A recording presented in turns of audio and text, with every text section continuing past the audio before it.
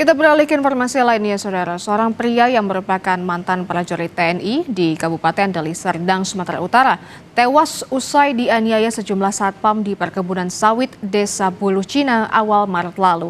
Korban dianiaya hingga tewas usai diduga mencuri 4 tandan sawit. 4 pria yang bertugas sebagai satpam di perkebunan sawit Desa Bulu Cina, Kabupaten Deli Serdang ini ditangkap tim gabungan Polsek Hamparan Perak dan Polres Pelabuhan Belawan. Usai polisi menerima laporan pengaduan dari keluarga korban.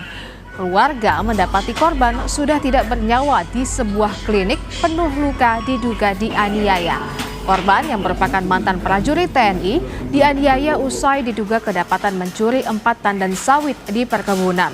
Untuk mempertanggungjawabkan perbuatannya, keempatnya kini ditahan di Polres Pelabuhan Belawan dan terancam 12 tahun penjara.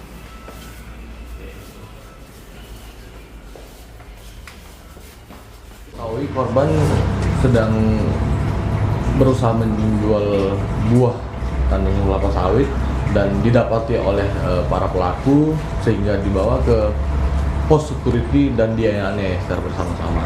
Kemudian setelah terjadi luka, kemudian dibawa ke klinik Asia di Klambir. Untuk saat ini ada pelaku lain yang masih di dalam pencarian? Masih kami dalami pelaku-pelaku lain yang terlibat dalam kejahatan tersebut.